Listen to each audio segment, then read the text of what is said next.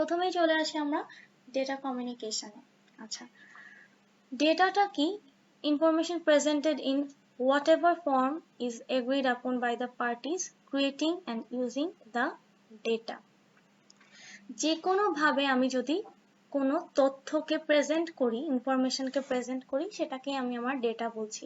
Data হতে পারে এই যে আমার মুখের কথা, ডেটা হতে পারে আমার এই স্লাইডটা, ডেটা হতে পারে আমার কোনো একটা ছবি, anything can be N data. যদি ওইটা আমার কোনো স্পেসিফিক কাজ লাগে তখন সেই ডেটাকে আমি বলবো আমার একটা ইনফরমেশন। আচ্ছা, এখন কম্পিউটারের ভিত্তিতে বা ভাষায় এই ডেটাটাকে আসলে কিভাবে আমি কমিউনিকেশনে নিয়ে আসবো? যদি যে কোনো দুটো ডিভাইসের মাধ্যমে আমি এই ডেটাটাকে পাস করি বা আদান প্রদান করি, তাহলে এই কমিউনিকেশনের প্রক্রিয়াটাকে বলা হবে বা যোগাযোগের মাধ্যমটাকেই বলা হবে ডেটা কমিউনিকেশন। অর্থাৎ আমার দুই বা ততোধিক ডিভাইস লাগবে। এই ডিভাইস হতে পারে আমার ল্যাপটপ, আমার ডেস্কটপ, আমার মোবাইল ফোন, আমার টিভি, আমার মাইক্রোওয়েভ, এনিথিং, এগুলো সবকিছুই বিভিন্ন ডিভাইস হতে পারে। এবং এদের মধ্যে যে যোগাযোগটা থাকবে, যে কমিউনিকেশনের লিঙ্কের মাধ্যমে, যেমন সেটা হতে পারে কোনো ওয়্যার বা তার বা কেবল, অথবা হতে পারে আমরা ওয়্যারলেস ওয়াইফাই ইউজ করছি, সেই ওয়াইফাই, এনিথিং, এই লিঙ্কের মাধ্যমে এই যে তথ্যের আদান প্রদান করছি, এই প্রসেসটাকে আমরা বলছি ডেটা কমিউনিকেশন। অর্থাৎ কি? Exchange of data between two devices, দুটো ডিভাইসের মধ্যে ডেটা বা তথ্য আদান প্রদান করা। কিসের মাধ্যমে? কোনো একটা ট্রান্সমিশন মিডিয়ামের মাধ্যমে, যেটা এই মুহূর্তে আমরা করছি কি ওয়াইফাই এর মাধ্যমে। এটাই হচ্ছে আমাদের ট্রান্সমিশন মিডিয়াম। ওর কিছু ক্যারেক্টারিস্টিক্স থাকতে হবে ডেটা কমিউনিকেশনের। প্রথমটাই হচ্ছে ডেলিভারি। এই যে আমি আপনাদেরকে পড়াচ্ছি, এই মুহূর্তে আমি আপনাদেরকে ডেটা একটা ডেলিভার করছি। যদি আপনারা এটা রিসিভ না করেন ঠিক মতন, অর্থাৎ আপনাদের কাছে যদি ডেলিভারিটা না পৌঁছায়, তাহলে আমার এই ডেটা বা এই ডেটা কমিউনিকেশনটার আসলে কোনো মানে থাকবে না। অর্থাৎ ডেটাটা অবশ্যই এমন হতে হবে যেটাকে ডেলিভার করা যাবে। অ্যাকুরেসি, এটা আমাদের ডেটা কমিউনিকেশন ক্লাস। এই ক্লাসের মধ্যে আমি যদি আপনাদেরকে অ্যালগোরিদম পড়াই, তাহলে এটা কোনো অ্যাকুরেট ডেটা কমিউনিকেশন হবে না। আমি যেই সাবজেক্ট পড়াতে এসেছি সেই অ্যাকুরেট এক্সাক্ট ওই ডেটাটাই আমাকে আপনার কাছে ডেলিভার করতে হবে, তাহলেই আমার ডেটা কমিউনিকেশনের ক্যারেক্টারিস্টিক্স আমি মিট করতে পারবো। টাইমলিনেস, এগেইন টাইমলিনেসটা কি? আপনার কালকে পরীক্ষা ডেটা কমিউনিকেশন, আপনি তার পরের দিন সিলেবাস যদি জানতে চাইলেন, তাহলে আপনার কাছে ডেটাটা ডেলিভার হলো ঠিকই, ডেটা কমিউনিকেশনের সিলেবাসই আপনি অ্যাকুরেটলি জানতে পারলেন, কিন্তু টাইমলি জানতে পারলেন না, কারণ আপনার পরীক্ষা অলরেডি হয়ে গেছে। তাহলে আমার আর কি লাভ? তাহলে এই ক্যারেক্টারিস্টিক্সটাও আমাকে মাথায় রাখতে হবে ডেটা পাঠানোর ক্ষেত্রে। এরপর হচ্ছে জিটার। জিটার অর্থ কি? Variation in packet arrival time. আচ্ছা, আমরা নেটওয়ার্কিং যখন পড়বো আরো ভালো করে এই বিষয়গুলো সম্পর্কে জানতে পারবো। আমরা যে ডাটা পাঠাই বিভিন্ন ট্রান্সমিশন মিডিয়ামের মাধ্যমে, ডাটাগুলো আসলে ভেঙে ভেঙে যায় এবং ডাটাগুলোকে বিভিন্ন লেয়ারে এক একটা ক্ষেত্রে এক এক নাম, আমরা প্যাকেট বলতে পারি, প্যাকেট আকারে যায়। আচ্ছা, কিভাবে যায় ডাটা ভেঙে ভেঙে? ধরেন আমি বললাম আমি একটা ডেটা পাঠাবো, আমার নাম লামিয়া রুকসারা। তাহলে আমার নাম লামিয়া রুকসারা, এই চারটা ওয়ার্ডকে আমি চারটা প্যাকেটে ভাগ করব। এই চারটা প্যাকেট ভেঙে ভেঙে একটা একটা করে আমার ডেটাটা যাবে। তো এই যে এক একটা প্যাকেট যাচ্ছে, এই প্যাকেটটা সেন্ডার থেকে রিসিভারের কাছে যেতে বিভিন্ন রকম সময় লাগতে পারে, কারণ রাস্তায় অনেক ট্রাফিক থাকতে পারে। আমরা সাধারণ রাস্তায় যেমন জ্যাম দেখতে পাই, এই কমিউনিকেশন লিঙ্কও যদি অনেকে ব্যবহার করে, এখানেও জ্যাম লেগে যেতে পারে। তো এক একটা প্যাকেট আমার কাছে কখন যাচ্ছে সেটাকেই বলা হয় হচ্ছে জিটার। আচ্ছা, প্যাকেটটা যদি আমার কাছে সময় মতো না যায় বা মাঝখানে দু একটা প্যাকেট যদি মিসিং হয়ে যায়, তাহলে আমি আসলে ফুল ডেটাটা পাবো না। তার মানে কি, আমাকে এই জিনিসটাও খেয়াল রাখতে হবে যেন প্যাকেটটা ঠিক মতন কমিউনিকেশন লিঙ্কের মাধ্যমে যায়। এটা যারা ইঞ্জিনিয়াররা আছেন, ইলেকট্রিক্যাল ইঞ্জিনিয়ার, যারা কমিউনিকেশন লিঙ্ক নিয়ে কাজ করেন, এটা হচ্ছে তাদের কাজ। এরপরে কি কি? পাঁচটা কম্পোনেন্ট আছে আমার ডেটার, যে কোনো ধরনের ডেটার। কম্পোনেন্টগুলো কি আমি আমাদের ক্লাসের এক্সাম্পলটা দিয়েই বলি। প্রথম কম্পোনেন্ট হচ্ছে সেন্ডার। সেন্ডার আপনারা বুঝতেই পাচ্ছেন, আপনাদেরকে আমি পড়াচ্ছি, তাহলে এই মুহূর্তে আপনাদের সেন্ডার হচ্ছি আমি। রিসিভার কে? রিসিভার হচ্ছেন আপনারা, আপনারা আমার স্টুডেন্ট, আপনাদের কাছে আমি ডেটা পাঠাচ্ছি। আচ্ছা, পাঠাচ্ছি কি? ডেটা কমিউনিকেশনের একটা লেকচার বা মেসেজ, তাহলে এটা হচ্ছে আমার থার্ড কম্পোনেন্ট। কিসের মাধ্যমে পাঠাচ্ছি বা আমার ট্রান্সমিশন মিডিয়ামটা কি? আমার ট্রান্সমিশন মিডিয়াম হচ্ছে ইন্টারনেট। এবং এই যে আমি ইন্টারনেটের মাধ্যমে পাঠাচ্ছি, তাহলে অবশ্যই এই যে ওয়্যারলেস ভাবে ডেটা প্যাকেটগুলো যাচ্ছে, আমি তো আসলে দেখতে পাচ্ছি না ডেটাগুলো কিভাবে কোন অ্যাড্রেসে যাচ্ছে বা আপনাদের কাছে কিভাবে পৌঁছে যাচ্ছে, আমরা জানি না। কিন্তু অবশ্যই যেহেতু সঠিক অ্যাড্রেসে যাচ্ছে, অবশ্যই ওকে কিছু রুলস অ্যান্ড রেগুলেশনস মেনটেন করতে হয়। ঠিক যেভাবে আমরা চিঠি পাঠাই, চিঠি পাঠাতে হলে অবশ্যই আমরা কার কাছে পাঠাবো, কোন অ্যাড্রেসে পাঠাবো, কোন দেশে পাঠাবো, স্ট্যাম্প ট্যাম্প দিয়ে সবকিছু দিয়ে একটা রুলস সেট করে আমি চিঠি পাঠাই। একইভাবে এরকম রুলস অ্যান্ড রেগুলেশন সেট করে আমাকে ডেটাও পাঠাতে হয়। এই রুলস অ্যান্ড রেগুলেশনসকে বলা হয় প্রোটোকল। তাহলে এই 5টা component, sender, receiver, message, medium এবং প্রোটোকল, আমার যে কোনো ডেটা কমিউনিকেশনের মেইন বা ফাইনাল 5টা কম্পোনেন্ট থাকবে। Direction of data flow. আচ্ছা, ডেটা ফ্লো এখন কোন দিক থেকে কোথায় যাবে? 3টা নিয়ম আছে এটার, simplex, half duplex, full duplex. সিমপ্লেক্সটা আসলেও সিম্পল, যেটা শুধুমাত্র দেখেন ইউনিটি ডিরেকশন, যে কোনো একটা ডিরেকশনে যাবে, অর্থাৎ শুধুমাত্র একজনই কথা বলতে পারবে। ঠিক এই মুহূর্তে এই ভিডিওটায় আপনারা কিন্তু আমার সাথে কেউ কমিউনিকেট করতে পারছে না। এটা একটা সিমপ্লেক্স ডেটা ফ্লো ডিরেকশন আমরা ধরে নিতে পারি যে শুধুমাত্র আমি আপনাদেরকে ডেটা পাঠাচ্ছি। বা ধরে নেওয়া যেতে পারে টিভির রিমোটটা শুধুমাত্র একটা টিভির দিকে পয়েন্ট করছি, টিভি থেকে আমার কাছে আবার কোনো ডেটা ব্যাক হচ্ছে না। Half duplex. হাফ ডুপ্লেক্সটা কি? হাফ ডুপ্লেক্সটা হতে পারে হচ্ছে আমরা দুজনই কথা বলছি but not at a time. যেমন ওয়াকি টকিতে আমরা কথা বলে থাকি, আপনারা হয়তো ইউজ করে থাকবেন। ওয়াকি টকিতে দুজন মানুষ কথা বলে অ্যাট আ টাইম কথা বলতে পারে না, একজন কথা বললে তার কথা শেষ হলেই আরেকজন কথা বলতে পারে, কারণ তারা এই কমিউনিকেশন মিডিয়ামটা শেয়ার করে। ফুল ডুপ্লেক্স কি? ফুল ডুপ্লেক্স হচ্ছে আমরা ফোনে যেভাবে কথা বলি বা গুগল ক্লাসরুমে লাইভ চ্যাটে আমরা যেভাবে কথা বলছি, সবাই একই সাথে কথা বলতে পারছি, এটা হচ্ছে ফুল ডুপ্লেক্স, অর্থাৎ সবাই মিলে একই সাথে লাইনটা শেয়ার করে নিতে পারছি।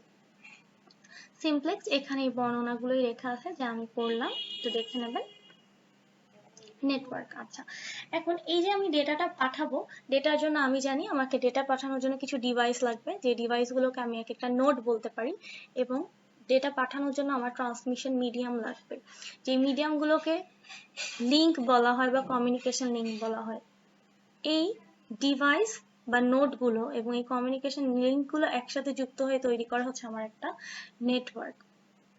আচ্ছা, এই কমিউনিকেশন লিংকগুলো আর কিছুই না, কমিউনিকেশন লিংকগুলো হচ্ছে আমার এই ওয়্যারলেস লাইনগুলো বা ওয়্যার্ড কেবলগুলো, আমরা যে লাইনের লাইনগুলো দেখি বা আগে মডেমের লাইনগুলো দেখতাম, এই লিংকগুলোই হচ্ছে আমাদের কমিউনিকেশন লিংক। এবং আমাদের ডিভাইসগুলো কি কি? ডিভাইস হচ্ছে যে আমরা ব্যবহার করি printer, scanner, laptop, phone, TV etcetera, এগুলো হচ্ছে আমার বিভিন্ন নোড। এবং এই পুরো কনসেপ্টটাকে বলা হচ্ছে একটা নেটওয়ার্ক। কি কি ধরনের কানেকশন হতে পারে একটা নেটওয়ার্কে? কানেকশন হতে পারে পয়েন্ট টু পয়েন্ট কানেকশন বা P2P কানেকশন। P2P কানেকশনে কি থাকে? এখানে দেখেন স্টেশন মানে নোড বোঝাচ্ছে বা দুটো ডিভাইস ধরে নিতে পারি আমরা, এখানে একটা ডিভাইস রয়েছে, এখানে একটা ডিভাইস রয়েছে।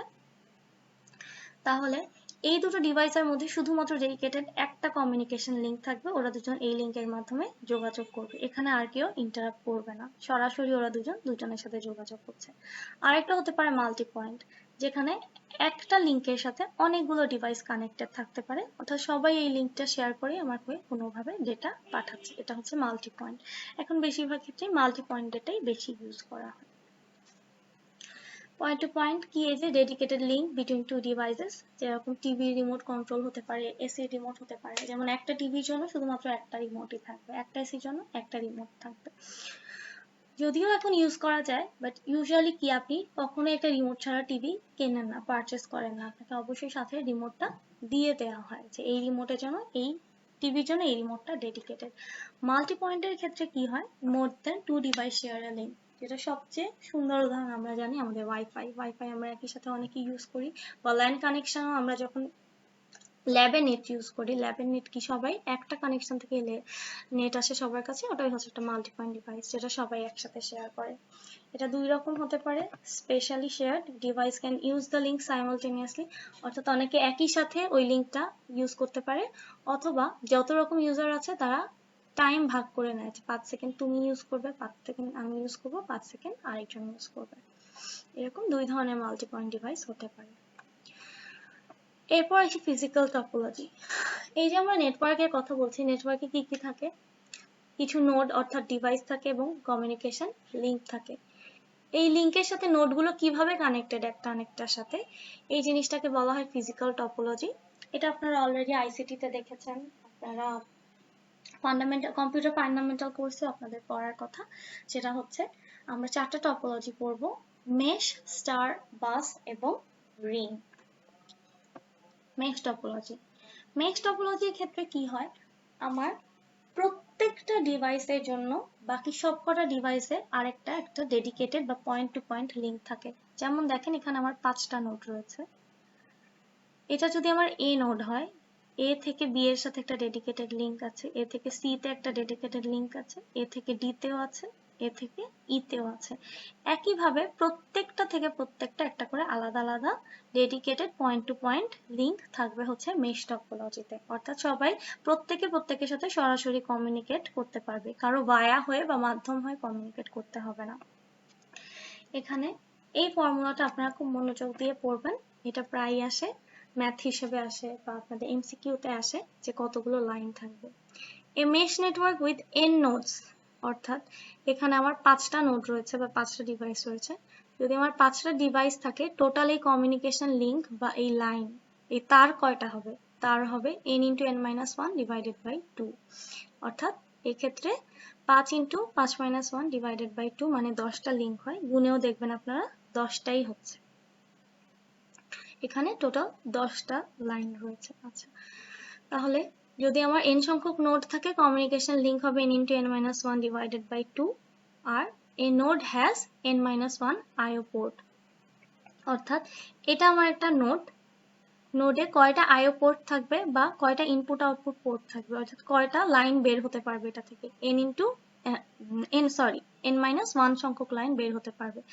অর্থাৎ আমার একটা নোড আছে, আমার টোটাল 5টা নোড ছিল, n-1 মানে 4টা, তাহলে একটা থেকে 4টা নোড বের হতে পারবে। এই যে আমরা এ থেকে দেখি 1 2 3 4, 4টা নোড এখান থেকে বের হয়েছে। এর অ্যাডভান্টেজ কি?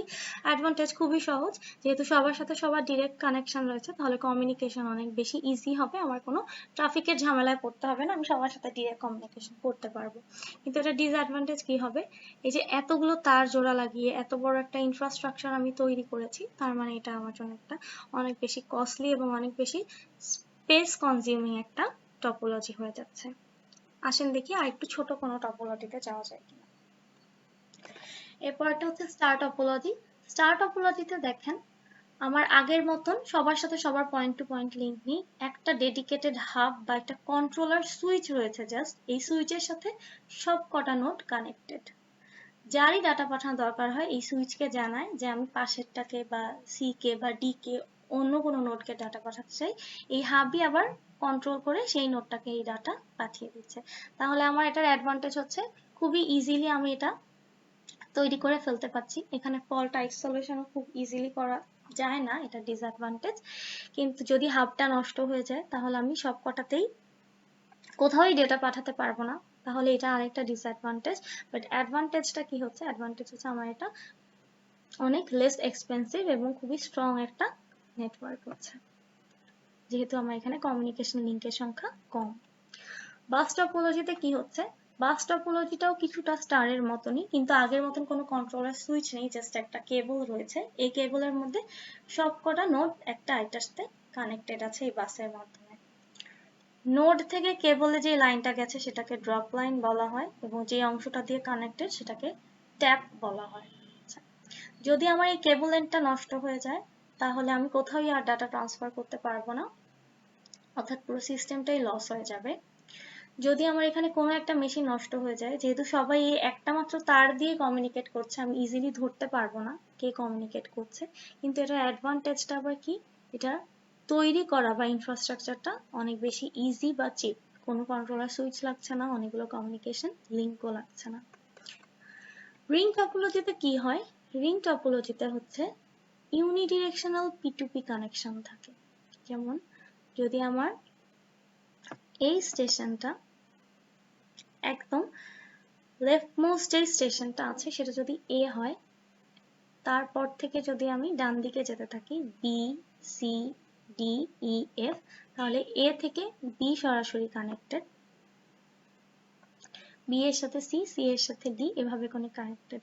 তাহলে এ থেকে যদি আমি সি কে ডেটা পাঠাতে চাই, তাহলে এ থেকে আগে বি এর কাছে যেতে হবে, তারপর বি থেকে সি এর কাছে ডেটা যেতে হবে।